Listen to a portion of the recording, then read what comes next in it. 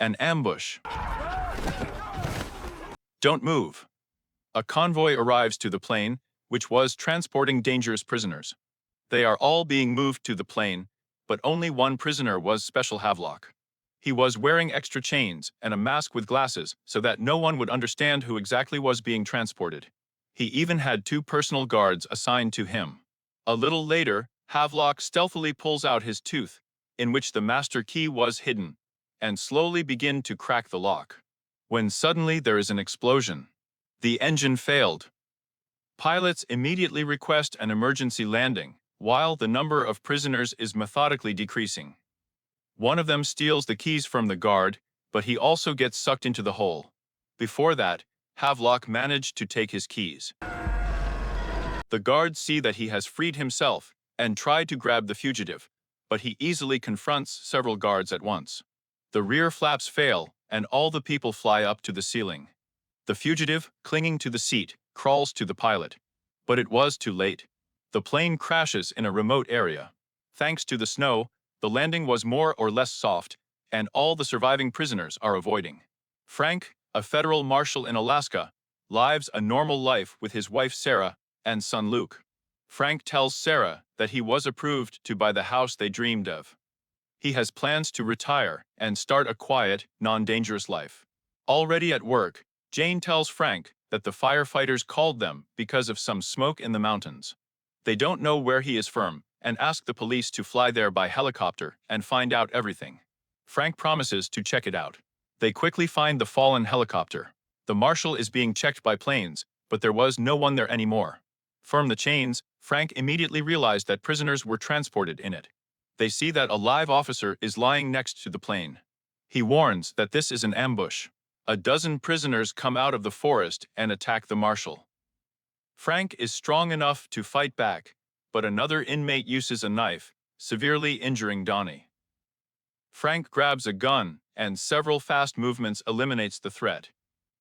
The marshals drag Donnie back to the helicopter. Frank is forced to hold the line against the other prisoners. There were a lot of them. Frank turns from side to side, shooting back along the way, but the big guy jumps on him and almost eliminates Frank. Fortunately, he is helped by another survivor. However, due to the fact that he had poor eyesight, he does not understand who is in front of him. Frank helps him up and pulls the helicopter in. When all the marshals came on board, the pilot Fred begins to take off. One of the inmates trying to grab the helicopter, forcing Frank to demonstrate their souls. At this time, information reached Bradford that their plane had crashed. She thinks they've been discovered, and she wants to attract Schofield because it was she who created Havelock.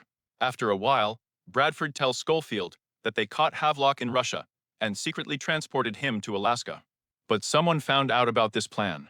They have no jurisdiction to work in the state, which Schofield don't have to tell Frank too much. Schofield called Frank with a request to secure the perimeter. This made him laugh. There is no perimeter in Alaska. The rescued officer tells Frank his story of what is happening, describing Havelock's most dangerous prisoner. It was as if he knew that as soon as his feet touched the ground, he would be free. The police set up a search camp where they collect all available information. At least 18 prisoners are missing. At a personal meeting with Caulfield, Havelock is trying to understand why the CIA was engaged in transportation secretly from the marshals. She deftly avoids questions. Then Frank calls Havelock's name, greatly surprised by Caulfield. If she wants to cooperate with him, she will have to give information. Then Schofield says that 3 years ago there were rumors of a mole who wanted to break up from the US government. The truth is, this traitor wasn't dangerous. It was created by the CIA as part of a covert operation. The defectors were bait for agents of other countries. One of them was Havelock. To revive this program, they had to make this mole as dangerous as possible. Havelock has been working perfectly for the past 2 years, but he defected a month ago. The CIA caught him and wanted to return him to the country.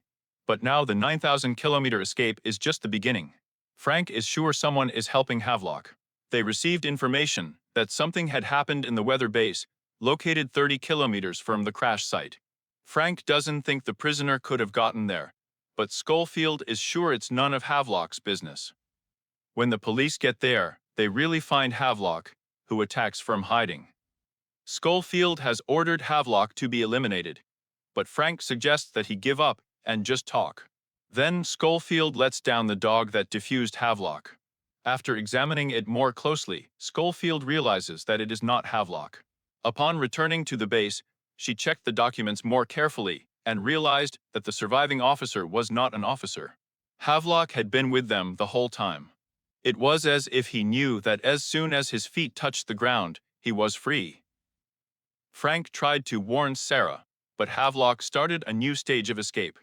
When the marshals arrived at the hospital, Havelock and Sarah were missing. Frank blames Schofield. They could have shown him Havelock's picture, and then he would have identified him. And now, because of their secrets, his wife has disappeared.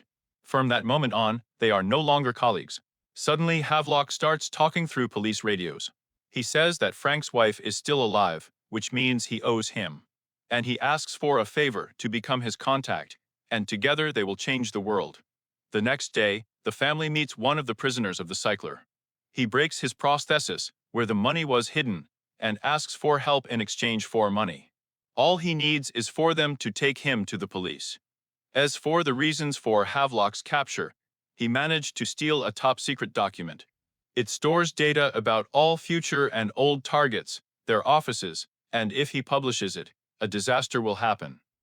A search team from Seattle, led by Cole, came to Frank's aid. He had to find out why Sickler had given up without a fight. Havelock didn't waste any time. He understands that Frank won't be coming home today, which is why he was hiding there. I even recorded Sarah's appeal, in which she transmits a request to find a prisoner from place 12 and accuse him of her. This was Sickler. In the past, Sickler worked for any criminal organization. Not only worked, but also stole from them, for which he lost his hands. Frank wants to know from him how he knows Havelock, but he is not eager to cooperate. He has other plans. And he'll be out of here before the sun goes down. Sarah got tired of being held hostage and attacked Havelock herself. She even stole a gun from him. Havelock calmly approaches and takes away the gun, knocking out Sarah. A little later, Frank takes the man under the guise of a Sickler to the exchange point. But it was a trap. There is no cablock here. He intercepted the car that was transporting the plane's black box and left in it the keys for Frank Sarah's keys. One prisoner was caught tomorrow, but a whole group was still operating in the forest, which met Havelock. He pretended to be a tourist, which is why he was taken hostage. So fortunately, there was a real tourist group next to them, which they also captured. And the police found the place where they were holding Sarah and released her. When the prisoners realized that there was a man in front of them who was in a bag on the plane, Havelock attacked them and neutralized them.